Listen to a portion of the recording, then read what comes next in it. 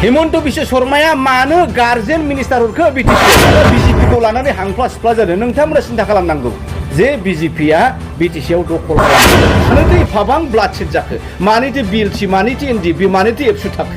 दा बेखिनिखौ जोंनि रायजो राजाफ्रा साधारनै बिजिरनो हानाया आं नोंथांमोननो मोनसे भिडिअ आपडेट होनो सानदों जायफ्रा चेनेलाव गोदान चेनेलखौ साबस्क्राइब खालामनानै ला आङो बेखौनो गुरै खावलायनाय थाबाय दा फैगौ बिटिसि बिसायख'थियाव कंग्रेस दोलोआबो गोगोमैनो नारा नाथार नाजागोन बिटिसिआल नङा अल आसामावनो दा इपिसिसिनि आसाम कंग्रेस प्रदेशनि जे गरजन मोसाहारि बे सारा मा बुंदों नोंथांमोननो आं दसे उनाव होनो थांगासिनो दङ दा जोंनि बिटिसिखौ हेमेन्टआ मा रोखोम क्रेपचार खालामनो नागिरदों आरो मा रोखोम पजिशनाव जोंनि बिटिसिखौ गावनि दखलाव एबा आसामजों लांफिननो नागिरदों बे गोबां खोथा गोथौ खोथाजोंनो बिबुंथि जोंनि बर' रायजो राजानि एबा बिटिसिनि रायजो राजाफोरनि सिगाङाव खिथादों दा बेसेबांसिम बायदि सैथो एबा नंगौबो नामा माबायदि जोंनि बिटिसिआव बिजेपिआ हाबनानै गुलुं गुजुं खालामनो नागिरदों आरो बिटिसिनि माखासे संबिधानफोरखौ गासिबो आसामाव लांफिनजोबसिगोन नामा खोनासंनानै लाग्रोनि रायजोफोर गमामायैनो मानसिफ्रा बोराबो थेवब्लाबो गरजननि खामानियालाय अपोजिशनाव थानानै आसाम प्रदेश कंग्रेस कमिटिनि खामानिया रायजो राजाखौ जोङो सम सम गोसोखांहोफिननाय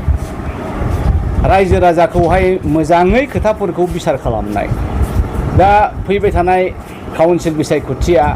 बारा गोजान गैथारला मैया दाखालिसो आसामनि गिबि मन्थ्रि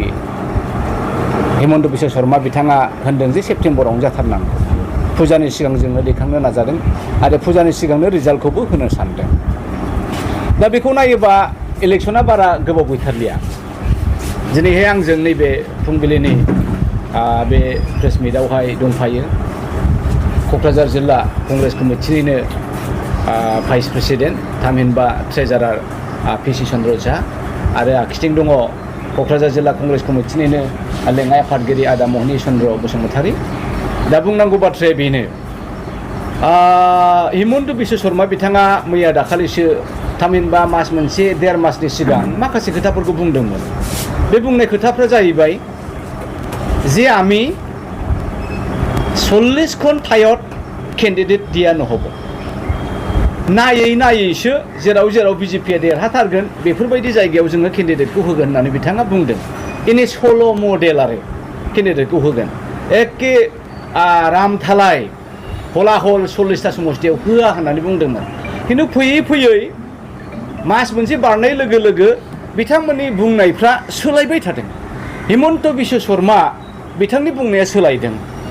दिलीप शइकिया बिजेपिनि आसामनि आफादगिरि बिथांनि बुंनाया सोलायदों दा बेखौ जोङो नोजोर होनांगोन सोलायनाया मा एबार आमी 40टा समस्तित 38टा समस्तित केन्डिडेट दिमे जोङो दानिया 40टानि थामहिनबा 40टायावनो होजोबगोन जेराव हाग्रामा बिथाङा होगोन बावहायल' होनाय नङा जेरावहाय प्रमद बिथाङा होगोन बाहायल' होनाय नङा हठात सोलायबाय बिथाङा दा मास मोनसे सिगां बिथाङा बुंदोंमोन जे 40टा समस्तियाव जों 40टा सिटआव होनाय नङा केन्डिडेटफोरखौ बिजेपिनि केन्डिडेटखौ मास मोनसेनि उनाव बुंफिनबाय जे जोङो 40टायाव होफिनजोबनाय जासिगोन दा मानो होनदों बेफोरखौ जोङो एसे बिसार खालामनांगोन आं बेखौसो लुबैदों आरो खारन बिसायख'थिया बारा गोबाव गैलिया रायजो राजाफ्रा सिन्था खालामनांगोन 1967 निफ्रायनो बर'फ्रा आन्दलन खालामदों दे पिटिसिखौ गायसनदों बे बर'नि थामोनथाखौ दाफुंनानै लानो मोनथायफोरखौ मोनफुंनो होननानै 50-60 बोसोर आन्दलननि उनावहाय जोङो बिएससिखौ मोननो हादों बिनि उनावहाय बिटिसिखौ मोननो हादों बिनि उनावहाय थामथि एकर्ड हिसाबै जोङो बिटिआरखौ मोननो हादों बे दावहायावहाय हाजार 5,000 6,000 7,000 दिनै बर' बिमा बिफा बिथांमोनहा मुंख्लं जालांबाय दा बेखौ जोङो गोसोखांनांगोन दा हेमंत बिश्व शर्माया मानो खोथाफोरखौ सोलायबाय थादों मैया दाखालिसो जुन दानाव आसामनि आसाम प्रदेश कंग्रेस कमिटिनि आफादगिरि जुब नेता गौरब गगৈ बिथाङा फैदों आरो मोनसे खोथा हिमन्त बिश्व शर्मानि बाथ्राखौ बुंदों समालोचना खालामदों जे जोङो जेब्ला बिपिएफजों एलायन्सआव गभर्नमेन्टआव दङमोन जोङो बिटिसिखौहाय खबजायाव दोनाखै जोङो दखल खालामाखैमोन we have not been controlling capturing BTC but we allow BTC the Hagrama government to grow spontaneously autonomously indigenously by itself to Gaurav Gogoi ডাঙৰীয়াই কৈছিল সেই কথাটো এতিয়া হিমন্ত বিশ্ব শৰ্মা সমালোচনা কৰিছে যে আমি দখল কৰিবলৈ অহা নাই আমি ফ্ৰেণ্ডলি বিটিসি বাকিক বিটিসিৰ উন্নয়ন কৰিবলৈহে আহিছে दा बिथाङा हिमन्त बिश्व शर्माया मोनसे खोथाखौ गोसोखांनांगोन जेब्लानाखि बर' नेताफ्रा बर' रायजो राजाफ्रा मोनसे खोथाखौ कनफिउज जादों आदा जे बिटिआर एकर्डआव बिटिआर नामा मख'रनाव एकर्ड जानानै फैदों ना बिटिसिआ बिटिसि होनबा मोजां जागोन ना बिटिआर होनबा मोजां जागोन हिमन्त बिश्व शर्माया मोजाङै फांनायनानै होदों आरे बाबा रायजসকল আমার বিটিআর একর্ডৰ নামটো বিটিআর বড়োলেণ্ড টেৰিটৰিয়েল ৰিজন কিন্তু সরকারটো গভর্নমেন্টটো বিটিসি থাকিব বড়োলেণ্ড টেৰিটৰিয়েল কাউন্सिल हिमन्त बिश्व शर्माया रोखायै बुंबाय थामहिनबा बिटिसि एकर्डनि जे एम्स एन्ड अबजेक्टिभफ्रा बै एग्रिमेन्टनि खोथाफ्रा नाल एन्ड भइडआव थाङाखै दिफां जानानै थाङाखै जेरै दङ एरैनो दङ गभर्नमेन्टनि स्ट्राक्चारा गभर्नमेन्टनि नियम निथिया सरकारनि नियम निथिया बिटिसि बायदि थागोन आरो नामासो बिटिआर बड'लेण्ड टेरिटरियेल रिजन जागोन हिमन्त बिथाङानो बुंदों दिनै बिथाङा मा खालामनो नागिरखो मानो गार्जेन मिनिस्टार हरखो हिमन्त बिश्व शर्माया मानो गार्जेन मिनिस्टार हरखो बिटिसिआवहाय 1.5 बोसोर जाबाय आजिलय गार्जेन मिनिस्टारनि खारना मा जोंहा 6 शेड्यूल प्रोविजननि एकर्ड मथे बिटिसि एकर्ड मथे जोंहा गावनिनो लेजिस्लेटिभ एसेम्बलि थाबाय गावनि काउन्सिल थाबाय बे काउन्सिलरफ्रा डिसाइड खालामनानै जोङो इएमफोरनो बिभागफोरखौहाय रानै होखाबाय बेखौ नायनो थाखाय जोंहा मन्थ्रिफोर दंखायो बिटिसिनि इएमफोर दंखायो आरो बिनि सायाव यार उपरियाव मानि थाखाय गार्जेन मिनिस्टार थाखो हैथु हयसे हिमन्त बिश्व शर्मा डाङरिया दखल बेनो जाहैबाय बिटिसिनि बिटिआरआवहाय बिटिसिखौ दखल खालामनाय बिथाङा बेखौ बुजियाखै दा बेखायनो आङो मा सानदों जायफ्रा बिजेपिखौ बिराद गोसो होदों जायफ्रा बिजेपिखौ लानानै हांफ्ला सिफ्ला जादों नोंथांमोना सिन्था खालामनांगौ जे बिजेपिया बिटिसिआव दखल खालामफैदोंसो नोंथांमोननि थाखाय आं एम्स एन्ड अबजेक्टिभखौ फरायना होनो सानदों सम बावो माथो लिरमारामोनब्रा होननानै सानगोन एम्स एन्ड अबजेक्टिभ बिटिसि एकर्डनि अबजेक्टिभखौ आं फरायनि the objective of the agreement are to create an autonomous self governing body autonomous self माने गाव खुंथायनि मोनसे गभर्नमेन्ट बानायनायसो to be known Bodoland territorial council within the state of Assam and to provide constitutional protection under 6 schedule to the state autonomous body in order to fulfill economic, educational and linguistic aspirations and the preservation of land rights, socio-cultural and ethnic identity of the Bodos and to speed up the infrastructure development in BTC area. दा बर' रायजो राजाफ्रा नैबे बिसायख'थि फैनायनि सिगां सोरनोबा भट होनायनि सिगां बेखौ सिन्था खालामनांगोन जे बिजेपिनो भट होनाया गाज्रि जागोन ना मोजां जागोन होयोब्ला मानो नों बे 50-60 बोसोर आन्दलननि उनावहाय एकर्ड जाखांबाय बिटिसि एकर्ड जाखांबाय बिटिआर एकर्ड आरोबाव सोरनिबा कन्ट्रलखौहाय खर'आव रुजुनानै लानाया गाहाम जागोन ना आं नैबेखौसो रायजो राजाखौ सानजानो लुबैदों खारन बियो एक्चुअलि नंथारगौआव बियो दखलसो बियो कन्ट्रल खालामनाय मानो होनोबा दा केन्डिडेटनि बाथ्रायाव बुं 40थायाव बिथांमोना 40थाबो होजोबदों जेराव हाग्रामा बिथाङा होगोन जेराव प्रमद बर' बिथाङा होगोन बावहायल' होनाय नङा बिनि मानिया मा नोङो सिगाङाव होनबाय जोङो जेराव देरहाथाव बाहायल' होगोन। बिथांमोना दिनै टेस्ट मोनबाय ओहो बिटिसिखौ नागारजानाय नङा। हाग्रामाजों लोगो जाबाय, हाग्रामाखौ जोगारबाय, प्रमदजों लोगो जाबाय, गभर्नमेन्ट दाबाय, 5 बोसोर जोब्बायानो दिनै प्रमद बर'खौ बिथाङा जोगारलायबाय। बिथाङा मा होनबाय जोङो BPFखौबो लाफागोन,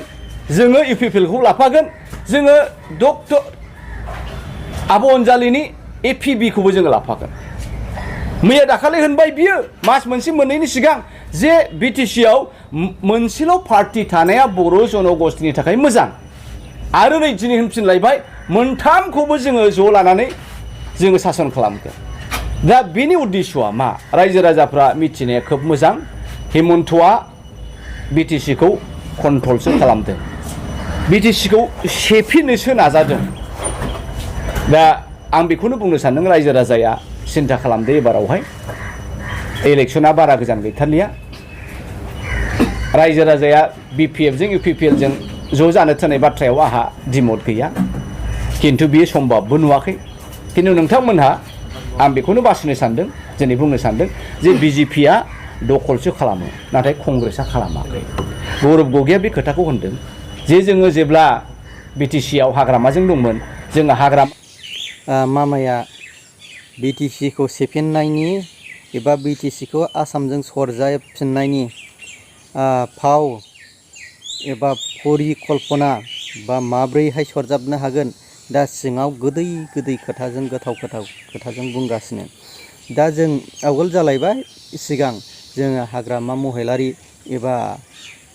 प्रमद बर' सार बिसोरनि समस्थियाव जे जायगायाव होगोन बेयाव गेलेया। आरो उननि समाव जालायबाय गासैबो मोनबेसे समस्थियाव BPF आरो UPPLआ गेलेनो गासैबो समस्थियावनो जों होजोबगोन। आरो मोनसे आं दाख्लै नोंथांमोननो फोरमायखांखाबाय जे जोंनि BTCआव साबेसे बर'नि केन्डिडेटफ्रा लिस्ट ओंखारदों नोंथांमोना नुखाबाय जानांगौ। खारन BTCखौ मारैबा केपचार खालामनो हागोन बेयो मोनसे फाव परिकल्पनासो। आरो जोंनि BTCआव सोरखौ सिफ खालामगोन खालामा बेयाव बिस्रा मोनसे अंक दंखासै। सोरखौ सिफ खालामनानै जोङो BTCखौ धंस खालामनो हागोन बिसिनाव मोनसे अंक दंखासै। रायजोफोर मोजाङै सिन्था खालाम, जोंनि BTCखौ लाखिनांगौआ रायजो राजाफोरनि सायाव। जोंनि BTCखौ दाखांनांगौ लुखांनांगौ मान मर्यादा आरो जोंनि BTCनि पावारखौ दोननांगौआ जोंनि माखासे दैदेनगिरिफ्रा सिन्था खालामदो। खुनु गावनि गाज्रिनि थाखायल' नायबा जानाय नङा। जेरैबायदि जों आउटनिफ्राय जे मानसिफ्रा जोंनि हाबफैनानै जोंनि BTCआव संसार जाफैगासिनो दङ, दा जेन'बा उन्दै उन्दै देरबोनाय दस्रा जे आउट अफ BTCफ्रा जोंनियाव माखासे बांलादेशि मानसिफ्राबो ओरैबायदि हाबफैनानै दङ, बा जेनेबा बिहारनि मानसिफ्रा जोंनि क'क्राझार बायदि उथुमायाव संसार जाफैगासिनो दङ। बैफोर देरनानै जेब्ला 50 इयार्स बा 30 इयार्स बेफोरबायदि मानसिफोर जानाया बावनो देरबाय, बावनो संसार जाबाय। बेखौ मानो जोंनि बर' रायजो राजानि दैदेनगिरि सारमोना मानो दिनैसिमाव एक्सन लायाखै? दा बैसोर बायदिया देरोब्ला 50 बोसोर बा 55 बोसोर बेबायदि जायोब्ला बिसाबो मोनसे डिमान्ड थागोन बेयावनो जन्म जायैनि बावनो देरबोनायनि। अब्ला बेबायदिखौ मानो एक्सन लायाखै? बिसिनि फिसा फिसौ दङ, बिसिनि गथ' गथायफ्रा बावनो गासैबो मोनथाया मोनगोन, डिमान्डआ थागोन। अब्ला बैफोरबायदि जोंनि BTCआव हाबफैबाय थानायखौ मानो माबा खालामनो हायाखै, दाबो एक्सन लानो हायाखै? दैदेनगिरिफ्रा मोजाङै सिन्था खालामनांगोन, नङाब्ला जोंनि BTCआनो इयुनाव धंस जानायनि लामायाव थांगासिनो दङ। जे जोंनि बर'नि माखासे बर' रायजो राजाफोरनि जे दैदेनगिरि सारमोना बेखौ मोजाङै नाय। आरो मामाया मा खोथाजों एबा माब्रैबा बर'फोरनि दैदेनगिरि सारमोननियाव गोदै गोदै बुंनानै BTCखौ माबोरै केपचार खालामगोन, आसामजों माबोरै सरजाबलांगोन, जोङो बेखौ बर' रायजो राजाफ्रा सिन्था खालामगासिनो दङ। अब्ला रायजोफोर फैगोन जे BTC बिसायख'थियाव सोर जोंनि राजखान्थि हान्जाखौ देरहाहोयोबा जोंनि बर'नि जे माखासे पावार फांसनखौ दोननो हागोन, नोंथांमोनहा मोजाङै सिन्था खालामदो। आं बेखौनो बुंनाय थाबाय। आरो जायफ्रा चेनेलाव गोदान चेनेलखौ साबस्क्राइब खालामनानै लादो आरो भिडिअनि सायाव नोंथांमोना कमेन्टजों फोरमायहरबानो जाबाय।